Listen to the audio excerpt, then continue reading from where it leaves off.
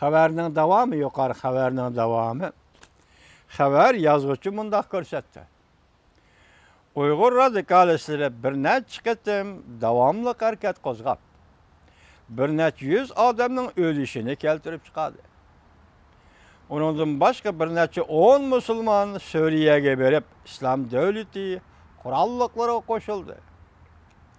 Lekin radikal kuchlar yanala hech narsaga arzimaydi. Zo'r ko'lamlik yana doiralarning tutqun qilish harakati qo'zg'ishi berib oddiy fuqarolarga chetildi. Yaqindan beri ko'plagan uchur yo'llarda oshkorlandiki, doiralar aeroplan avatib yoki aeroplan chiqarib, poyezd yo'llari orqali nazarband qilingan Uyg'urlarni tarqoqlashtirib, ularni ichkari o'lkalarga, turmalarga yo'tkab ketdi. Uyg'urning o'zining jinoyat deb qarasam, Uyg'urning o'zining vatanida turg'ini qo'ymay, Uyg'urlarni ichkari Xitoyga yo'tkab ketdi deydi. Fransiya ozodlik gazeti mundaq ko'rsatdi. Jungo hukumatining Xinjiang rayonida qilayotganlarga qarshi chet ellarda davlatlar, hukumatlar, xalqaro tashkilotlar uzun vaqtdan beri sukut qilish bilan turib kelgan. Xitoy shunaqa qilyapti bu rayonda, lekin chet el matbuotlari, hukumatlar, davlatlar uzundan beri sukut bilan turib kelgan. Bu yil 8-oyda Birlashgan Davlatlar Tashkiloti tunji qatim chaqiriq murojaat e'lon qilib, ya'ni 8-oyning 13-kuni bu jazo lagerini taqashini talab qildi. O'tgan hafta juma kuni Amerika Qo'shma Shtatlari Davlat Majlisi nihoyat uzun bir parcha kishilik huquq doklati e'lon qilib, Jungoda oz sonliq millatlar, Uyg'urlar, qozoqlar va boshqalar duch kelgan bostirish faktlarini pash qildi. Doklat mundaq hisobladi. Bunda qilmishlar, bostirishlar insoniyatga qarshi jinoyat shakllantirdi deb ko'rsatdi. Diqqatga, Amerika Qo'shma Shtatlarining Davlat Majlisi kishilik huquq to'g'risida doklat e'lon qildi. Buningda Uyg'urlar qartilgan kishilik huquqni dafsanda qilish qarta Amerika Qo'shma Shtatlarining Davlat Majlisi insoniyatga qarshi jinoyat shakllantirdi. Ma gap ig'ir salmoqliq gapchi bu. Esingiz chin saqlang vatandosh.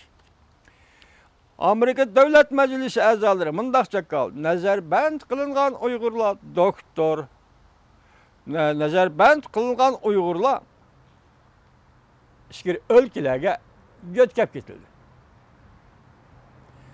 Uningdan boshqa ozodlik gazeti bu gazetning ko'z qarash tetonida e'lon qilgan bir parcha maqolasida Amerika Jungus soda to'qinishi to'g'risida ko'z qarashlarini bayon qildi. Xabarda mundaq hisoblandi. Amerika hukumati Junguga butinsab bo'yicha bir maydon soda urushi qo'zg'ab, soda qo'g'dinish strategiyasi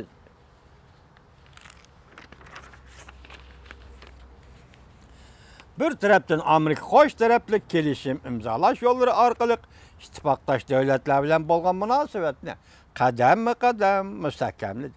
Yana bir tarafdan Jungodan import qilingan 200 milliard dollarlik tovar mallar boj qo'yish orqali Beijingning bosh ko'tarishini chekladi. Yaponiya, Avstraliya yana bir xabar. Avstraliya harbiy munosabatlarni kuchaytirib, Jungoni cheklamoqchi bo'ldi mavzuli xabar 10-oyning 15-kuni Jungoga nazar orbitida e'lon qilindi. Xabar bunday e'lon. Yaponiya, Avstraliya hozir ikki davlat o'rtasidagi harbiy munosabatlarni jiddiy kuchaytirib, divaylab kelayotgan Jungoning harbiy kengaymichiligiga qarshi turmoqchi bo'ldi. İki devlet 10-oyning 10-kuni va ikki davlatning davlat mudofaa ministrlari, diplomatiya ministrlari maslahatlashib, ikki davlatning munosabatini ittifoqdosh davlatlar munosabati deb atadi. Va shundaqla nihoyat tezlik bilan hol so'rg'uchi askariy qismlar o'rni kelishimi imzolashga qo'shildi. Avstraliya va Yaponiya o'rtasida harbiy ishlarga munosabatlik nice bir kelishim imzolash qo'shildi.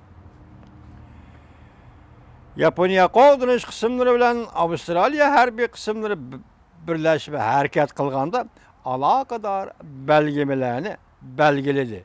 İki davlat armiyasining birlashma harakatini kapolatga ega qiladigan qonun bilan ta'minlaydi. İlgərki işkiyə qoşulğan söhbətə, işki qoşulğan söhbətə qatnaşqan Yaponiya tərəf vəkili Təşqi İşlər vəziri Xey Taylan və Müdafiə vəziri Şang Anhu ilə söhbətə qatnaşdı. Avstraliya tərəf Təşqi İşlər Ministri Malis Penn və Dövlət Müdafiə Ministri Christopher Fin diğer rəhbərlər idi. Yaponiya Qoğdırış Ministri Yamu söhbətdən keyin müxbirlərin kütüvəlişiyini da mundaq göstərdi. Yaponiya Avstraliya Qoğdırış həmkarlığını küçəytişdən zərurluğunu ciddi tanıb yetdi. İş mana şundaq murakkablaşıb keldi. İş şundaq tərəqqi qılıb keldi vətəndaş. 10 ayının 15-ci günü qaysı gün Amerika Dəniz Armiyasının Tayvan Kaohsiung portağı təkşürüb tədqiq qılğıcı hərbi parxod əvətilgən gün. Demək bu yerdə hazır Yaponiya ilə Avstraliya dəl 15-ci günü ciddi, tezlik bilən hərbi işlərdə həmkarlıq girişimi imzalaşdı. İki dövlət söhbət bilən əl qilishqa kirishgan gün. Hammasi bir gün, 15-ci günü.